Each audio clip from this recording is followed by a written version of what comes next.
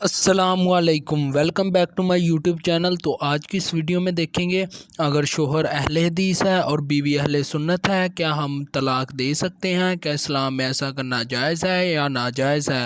اگر آپ جاننا چاہتے ہیں تو ویڈیو کو اینڈ تک دیکھیں اور چینل کو لائک، سبسکرائب اور شیئر کریں۔ آئیے ویڈیو کا آغاز کرتے ہیں۔ اہل حدیث اور بیوی اہل سنت ہو تو طلاق کا حکم۔ پاکستان سے کسی نے پوچھا میرے ابو نے میرے بھائی کو فون کا اسپیکر کھولنے کو کہا، بھائی نے نہیں کھولا تو انہوں نے بھائی کو بولا میری طرف سے تمہاری ماں کو طلاق ہے، طلاق ہے، طلاق ہے۔ پھر دوسرے دن خالہ کو بھی بتایا کہ تمہاری بہن کو طلاق ہے اور اگر تم لوگ واقعی اہل سنت ہو تو اس کو طلاق ہو چکی ہے۔ پھر میں نے ابو کو فون کر کے پوچھا، ابو نے کہا کہ ہاں میری طرف سے تمہاری اماں فارغ ہے۔ میں نے ابو کو کہا کہ آپ تو اہل حدیث ہیں، آپ کے لحاظ سے تو نہیں ہوئی۔ کہنے لگے اپنی قبر میں خود جواب دوں گا اور میری طرف سے فارغ ہے۔ اب کچھ دن کے بعد کہہ رہے ہیں کہ میں دن میں اس طرح 50 دفعہ بھی طلاق دوں تب بھی طلاق نہیں ہوتی اور تم لوگ جان بوجھ کر اپنی ماں کو طلاق دلوانا چاہتے ہو اور تمہاری ماں کی نیت ہی طلاق کی ہے اور وہ اس کو بہانہ بنا رہی ہے، اس نے تو اپنے کان سے سنا بھی نہیں۔ رہنمائی فرمائیے کہ کیا طلاق ہو چکی ہے یا اب بھی کوئی گنجائش ہے؟ ابو ہم کو مورد الزام ٹھہرا رہے ہیں اور رشتہ داروں میں بھی ہمارے خلاف باتیں کر رہے ہیں۔ تینوں طلاقیں ہو گئی ہیں۔ یہ اگر شوہر اہل حدیث بھی ہو اور وہ اکٹھی 3 طلاقیں دے دے تو تینوں ہی نافذ ہو جاتی ہیں، کیونکہ قرآن و سنت میں واضح آیات موجود ہیں، سورہ بقرہ میں بھی اور سورہ طلاق میں بھی، اور بخاری مسلم کی واضح حدیثیں اس بارے میں۔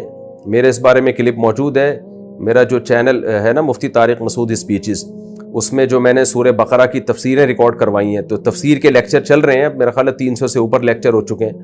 تو اس میں آپ سورہ بقرہ میں جب جائیں گے نا طلاق مرتان، تو اس میں نے کئی لیکچر اسی پہ پورے حوالوں کے ساتھ احادیث پیش کی ہیں، صحابہ کے فتوے پیش کیے ہیں۔ تو یہ مسئلہ اجماعی ہے، اس میں اہل حدیث جو بولتے ہیں نا اختلافی ہے تو وہ غلط بولتے ہیں۔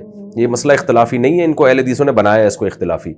اور یہ جو اہل حدیث حضرات مفسرین کے حوالے پیش کرتے ہیں کہ یہ تو شروع سے اختلاف چلا آ رہا ہے، تو مفسرین تو ایسے بھی ہیں جو یہ کہتے ہیں کہ نہیں اختلاف چلا آ رہا ہے، اجماعی ہے۔ بات یہ ہے کہ جو بھی دعویٰ کرے اختلافی ہے تو دلیل پیش کرے نا، کسی صحابی سے دکھائے نا، کسی ایک صحابی نے بھی فتویٰ دیا ہو کہ رخصتی کے بعد اکٹھی 3 طلاقوں کو ایک سمجھا گیا ہو، کوئی ایک روایت تو دکھائے نا۔ ویسے سارا دن کہتے رہتے ہیں ہم قرآن حدیث قرآن حدیث قرآن حدیث کو مانتے ہیں، پھر یہ لاؤ نا کوئی فتویٰ ہمارے سامنے لاؤ صحابی کا۔ اور وہ جو مسلم کی حدیث پیش کی جاتی ہے کہ نبی کے دور میں 3 طلاقیں ایک سمجھی جاتی تھیں، وہ بالکل ویسے ہی ہے جیسے جابر بن عبداللہ کہتے ہیں نبی کے دور میں متع کو بھی حلال سمجھا جاتا تھا۔ تو جو اس کا جواب ہے وہی اس کا بھی جواب ہے۔ بخاری کی واضح حدیث موجود ہے، مسلم کی حدیثیں ہیں، صحابہ کے فتوے ہیں، چاروں اماموں کا اجماع ہے کہ اکٹھی 3 طلاقیں 3 ہی ہوتی ہیں۔